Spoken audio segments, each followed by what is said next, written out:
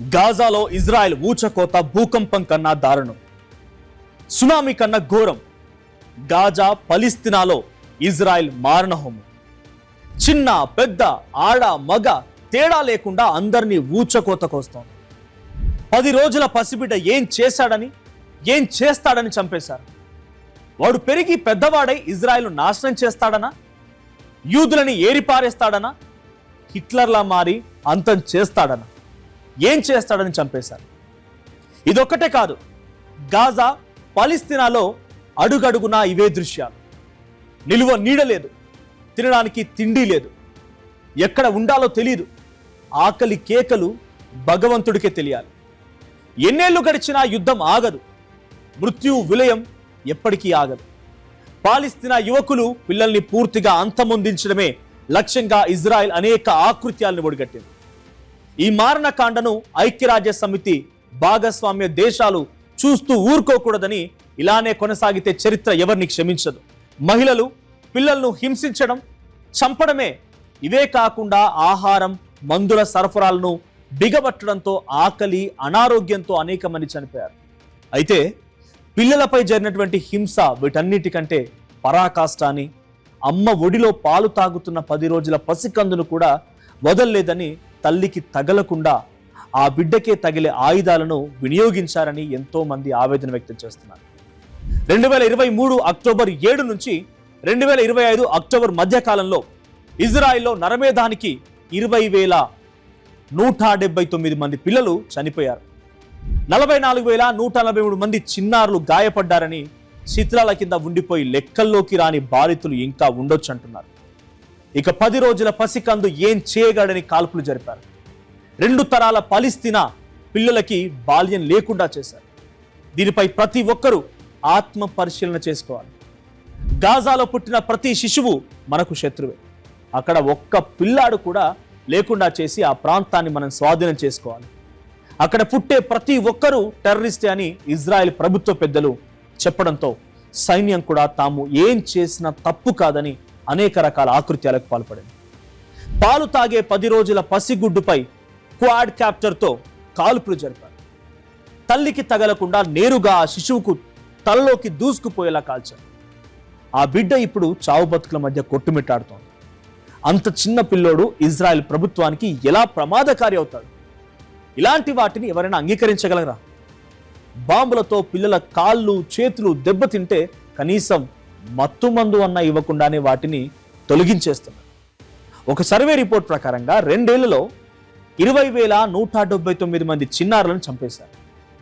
44,143 మంది పిల్లలు గాయాల పాలయ్యారు. లెక్కలోకి రానటువంటి వారి సంఖ్య ఎంత అన్నది ఇంకా తెలియడం లేదు. దాడుల్లో ధ్వంసమైనటువంటి భవనాల కింద ఎంతమంది పిల్లలు సమాధయ్యారో తెలియదు. ఆ శిథిలాలను తొలగించే అవకాశము లేదు.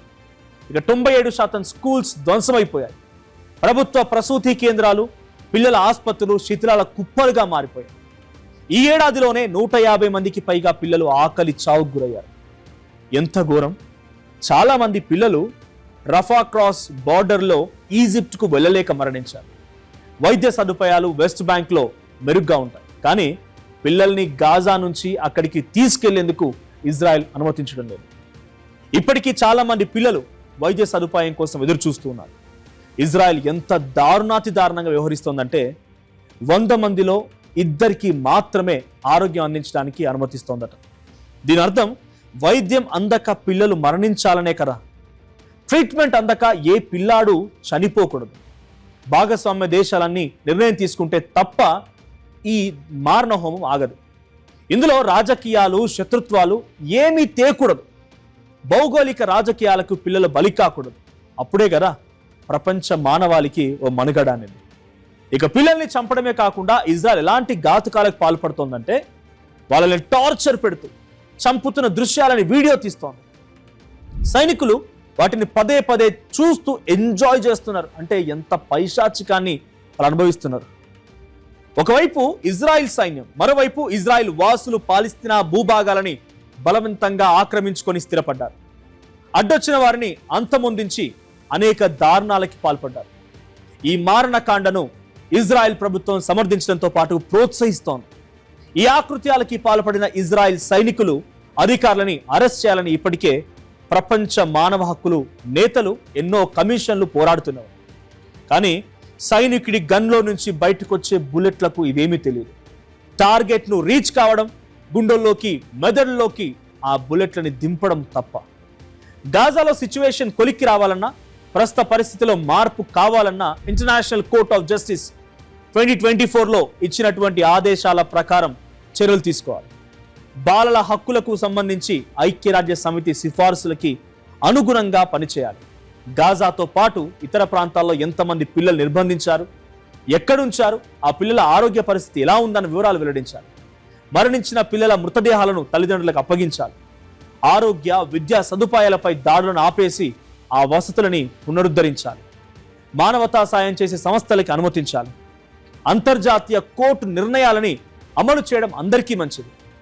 కుల్భూషణ్ విషయంలో పాకిస్తాన్కి వ్యతిరేకంగా మనం అంతర్జాతీయ కోర్టుకు వెళ్ళాం. జెనీవా సదస్సు నిర్ణయాలు ఉల్లంఘన జరగకుండా చూడాలని కోరాం. ఇజ్రాయెల్ సైనికులు గాజాలో అన్ని అంతర్జాతీయ చట్టాలని ఉల్లంఘించారు. వీరిపై విచారణ మిలిటరీ కోర్టులో కాకుండా సివిల్ కోర్టులో జరగాలి.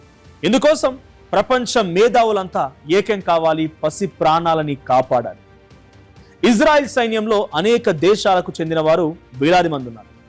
12,000 మంది అమెరికన్లు, 6,000 మంది EU దేశాల వాళ్ళు, 5,000 మంది రష్యన్లు, ఇలా చాలా దేశాల వారు ఉన్నారు. ఏ బెటాలియన్ పిల్లల్ని లక్ష్యంగా చేసుకుంది, అందులో ఉన్నవారెవరు అన్న వివరాలు సేకరించి ఐక్యరాజ్య సమితికి ఇచ్చామని ఎన్నో కమిషన్లు చెబుతున్నారు. కానీ ఇప్పటికీ ఎలాంటి చర్యలు తీసుకోలేదు. దీనిపై అంతర్జాతీయ జ్యూరిస్డిక్షన్ ప్రకారంగా విచారణ చేపట్టి చర్యలు తీసుకోవచ్చు. దారుణాలని ఖండించడం, రాజకీయ ప్రకటనలు ఇవ్వడం కాదు. ప్రస్తుతం కావాల్సింది కార్యాచరణ. లేదంటే పసికందులు ప్రపంచం చూడకుండానే పుట్టిన రోజుల వ్యవధిలోనే సమాధి కావాల్సింది. బాలల హక్కులకు సంబంధించి ఐక్యరాజ్య సమితి సిఫార్సులకి అనుగుణంగా పనిచేయాలి. గాజాతో పాటు ఇతర ప్రాంతాల్లో ఎంతమంది పిల్లలు నిర్బంధించారు, ఎక్కడుంచారు, ఆ పిల్లల ఆరోగ్య పరిస్థితి ఎలా ఉందన్న వివరాలు వెల్లడించాలి. మరణించిన పిల్లల మృతదేహాలను తల్లిదండ్రులకు అప్పగించాలి. ఆరోగ్య విద్యా సదుపాయాలపై దాడులను ఆపేసి ఆ వసతులని పునరుద్ధరించాలి. మానవతా సాయం చేసే సంస్థలకి అనుమతించాలి. అంతర్జాతీయ కోర్టు నిర్ణయాలని అమలు చేయడం అందరికీ మంచిది. కుల్భూషణ్ విషయంలో పాకిస్తాన్కి వ్యతిరేకంగా మనం అంతర్జాతీయ కోర్టుకు వెళ్ళాం. జెనీవా సదస్సు నిర్ణయాలు ఉల్లంఘన జరగకుండా చూడాలని కోరాం. ఇజ్రాయెల్ సైనికులు గాజాలో అన్ని అంతర్జాతీయ చట్టాలని ఉల్లంఘించారు. వీరిపై విచారణ మిలిటరీ కోర్టులో కాకుండా సివిల్ కోర్టులో జరగాలి. ఇందుకోసం ప్రపంచ మేధావులంతా ఏకం కావాలి, పసి ప్రాణాలని కాపాడాలి. ఇజ్రాయెల్ సైన్యంలో అనేక దేశాలకు చెందిన వారు వేలాది మంది ఉన్నారు. 12,000 మంది అమెరికన్లు, 6,000 మంది EU దేశాల వాళ్ళు, 5,000 మంది రష్యన్లు, ఇలా చాలా దేశాల వారు ఉన్నారు. ఏ బెటాలియన్ పిల్లల్ని లక్ష్యంగా చేసుకుంది, అందులో ఉన్నవారెవరు అన్న వివరాలు సేకరించి ఐక్యరాజ్య సమితికి ఇచ్చామని ఎన్నో కమిషన్లు చెబుతున్నారు. కానీ ఇప్పటికీ ఎలాంటి చర్యలు తీసుకోలేదు. దీనిపై అంతర్జాతీయ జ్యూరిస్డిక్షన్ ప్రకారంగా విచారణ చేపట్టి చర్యలు తీసుకోవచ్చు. దారుణాలని ఖండించడం, రాజకీయ ప్రకటనలు ఇవ్వడం కాదు. ప్రస్తుతం కావాల్సింది కార్యాచరణ. లేదంటే పసికందులు ప్రపంచం చూడకుండానే పుట్టిన రోజుల వ్యవధిలోనే సమాధి కావాల్సిందే.